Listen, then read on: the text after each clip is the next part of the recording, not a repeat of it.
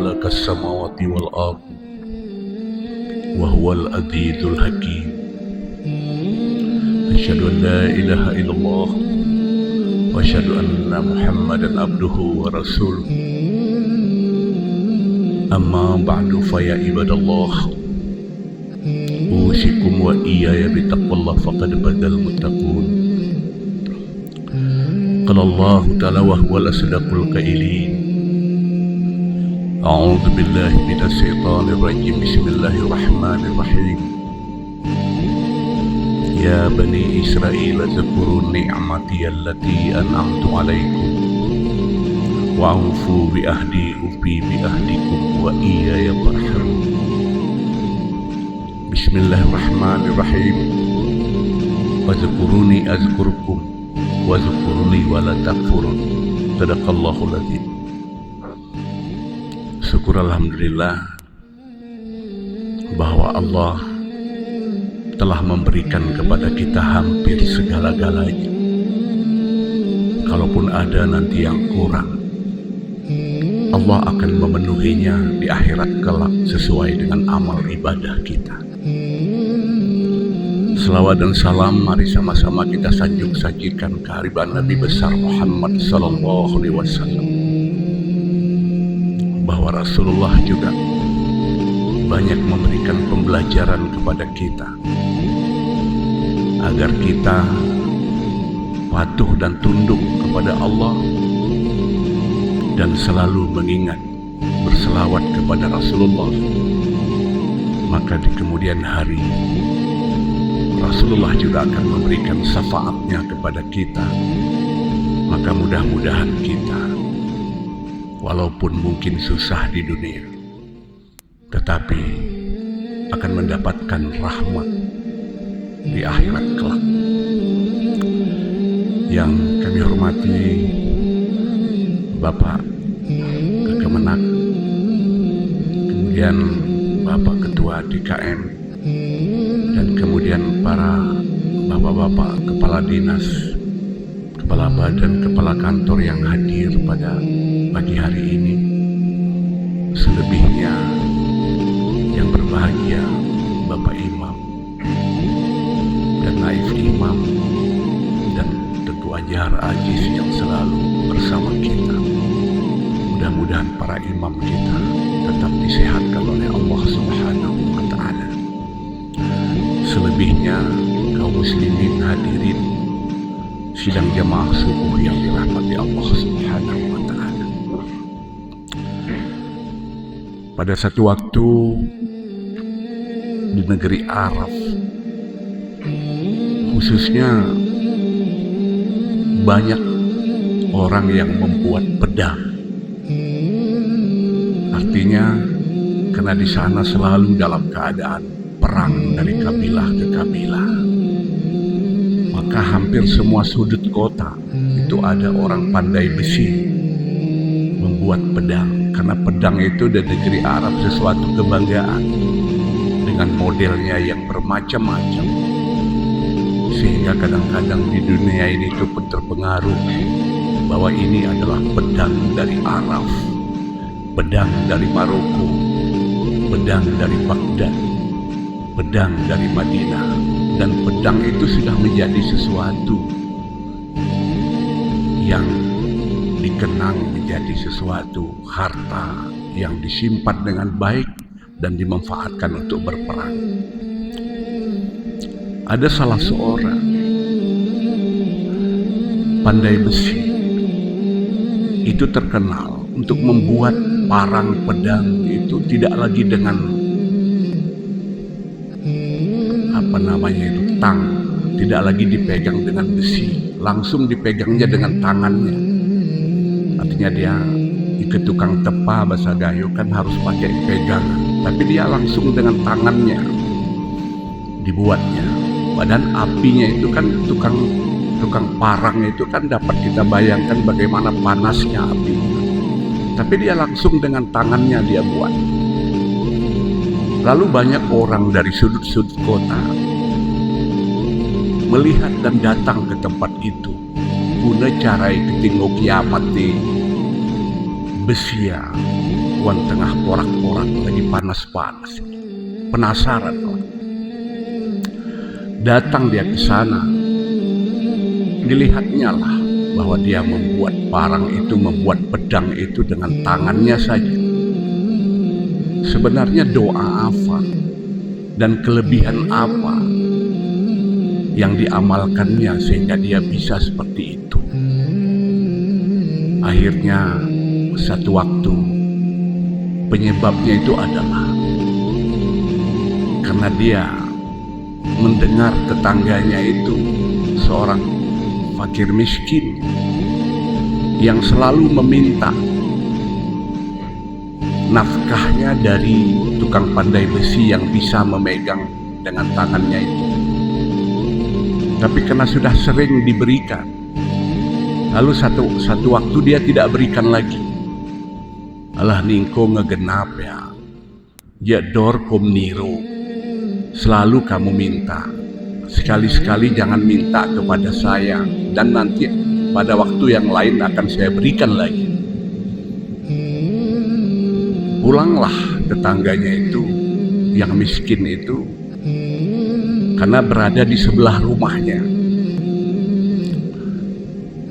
Begitu dia pulang, dia intip apa reaksi dari orang miskin tersebut terhadap penolakan yang diminta itu.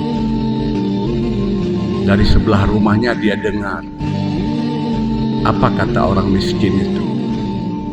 Ya Allah, ya Rabbi, ya Tuhan, pada hari ini dia tidak berikan, besok lusa pasti dia berikan lagi.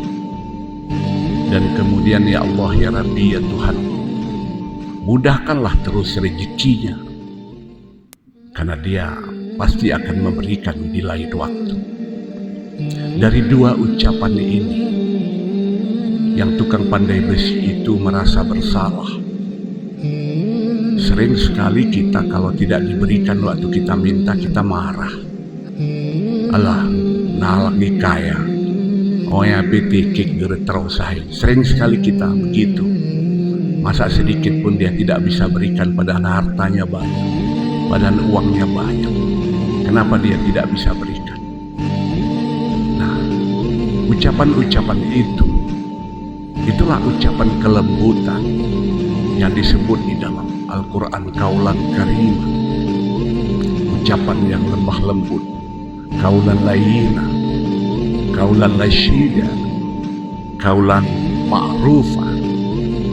Ada ucapan yang lembah lembut, ada ucapan yang berbekas, ada ucapan yang berkesan. Ucapan orang miskin tadilah ucapan yang berkesan dan ucapan yang berbekas. Maka begitu dia mengucapkan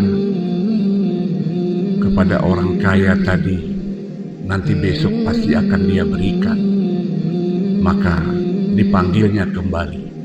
Kuserapni mulukku, kemari dulu kamu.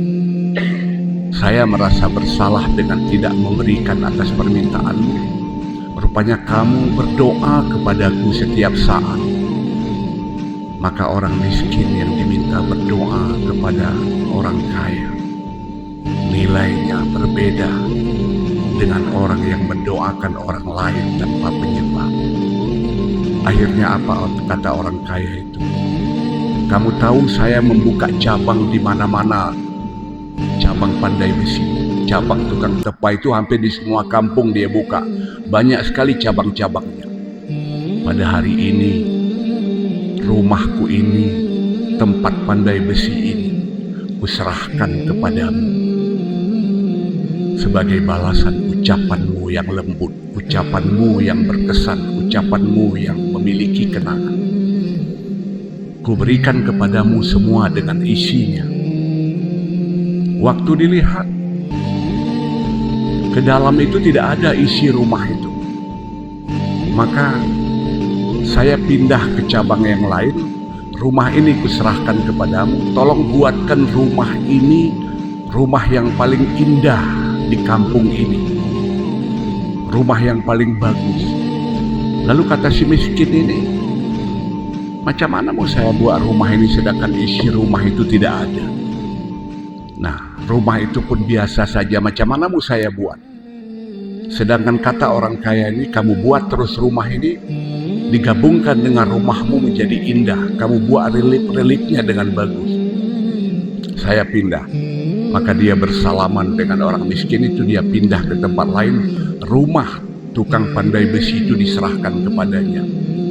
Waktu dilihat, rupanya orang pandai besi ini kemanapun dia pergi ada emas yang disimpan sampai 2-3 kilo dalam riwayat ini. Itulah yang ditinggalkan dalam rumah itu. Dan bila dijual rumah itu, bila dijual emas itu, bisa membuat rumah yang bagus. Akhirnya di kampung itu, rumah orang miskin itulah yang paling bagus karena dia jual emas yang banyak tadi dan dia bikin rumah itu. Maka terkenallah di kampung itu orang miskin itu tiba-tiba memiliki rumah yang bagus karena diberikan orang yang kaya itu. Maknanya apa? Dengan pemberian itulah, dengan sedekah itulah, dengan ketulusan itulah, maka orang pandai besi itu tiba-tiba bisa memegang besi panas. Maknanya apa? Kalau kita memberikan sesuatu kepada orang lain dengan ketulusan, memberikan kepada siapapun sedekah dengan keikhlasan, dan kemudian sedekah itu pun diawali dari ucapan orang miskin yang baik, ucapan yang syadidah, ucapan kaulan karimah, ucapan yang betul-betul berkesan, maka kadang-kadang kita mendapatkan rezeki dari ucapan itu. Saya sering sekali mendapatkan ucapan-ucapan itu. Satu waktu, sudah lama itu, Pak Hamdan ini sebagai ketua DKM pernah menelepon saya. Abang, katanya, jangan abang gak nampak di Masjid Raya ini. Maunya abang selalu ada. Ini beliau ada. Ucapan itu selalu saya ingat. Kadang-kadang terngiang saya ucapan yang paling bagus, ucapan yang berkesan, ucapan yang betul-betul membuat kenangan. Sehingga kadang-kadang kalau saya, walaupun dalam keadaan ngantuk dan lelah kena pulang ceramah malam hari pada jam-jam 12, jam 1, tapi saya tetap teringat kepada Ruhama ini karena ucapan beliau begitu yang lembut. Maka Rasulullah pun pernah melihat Abu Bakar menghunuskan pedang kepada orang lain. Rasulullah mengatakan, "Entilah bunoya, bukan itu jalan keluarnya. Diselesaikan gornya gelajero." Itu kata Rasulullah. Maka Sayyidina Abu Bakar menarikkan pedangnya lagi, tidak menghunuskan kepada orang lain dalam keadaan marah. Maka yang perlu saya sampaikan bahwa ucapan-ucapan kita sering mendapatkan rahmat. Tapi kadang-kadang kita igayoni, yamoh nih kita.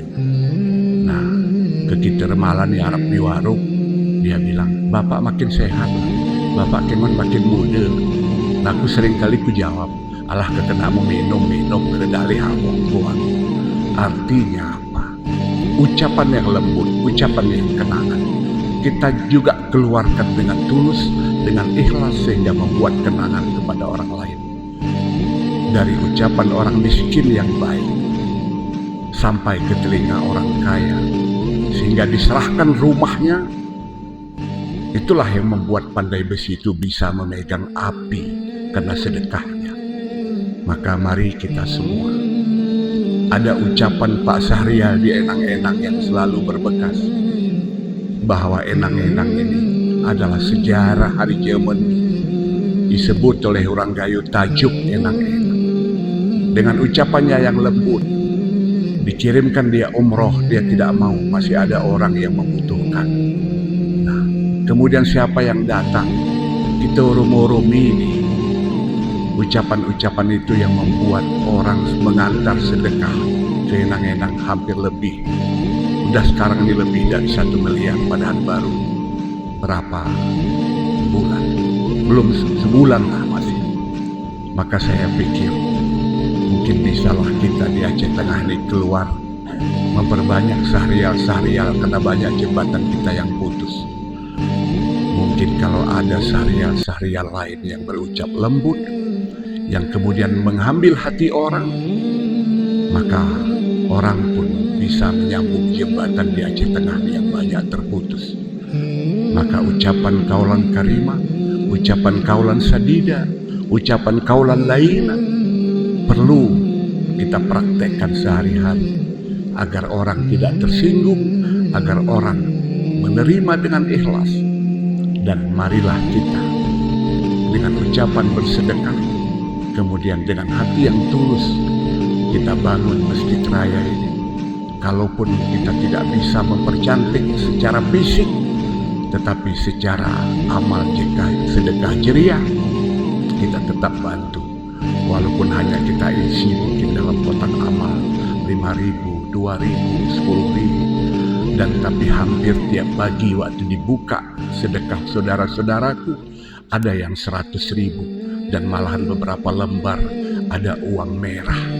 Bayangkan saja kita mendapatkan bantuan dan sedekah dari saudara-saudara, kita selalu bisa berjemaah di tempat ini dengan baik, dan kita bisa menyelesaikan segala sesuatu yang kita butuhkan karena ketulusan kita, karena ucapan kita, dan karena hati kita yang ikhlas. Maka wabasyiril ladzina amanu wa amilus shalihat anna lahum jannatin tajri min tahtihal anhar. Beri kabar suka olehmu kepada orang-orang yang berbuat baik, beramal soleh, akan diberikan surga yang mengalir di bawahnya beberapa batang sungai, dan mereka kekal di dalamnya. Berizin, mohon maaf. Wabillahi taufik wal hidayah. Assalamualaikum warahmatullahi wabarakatuh.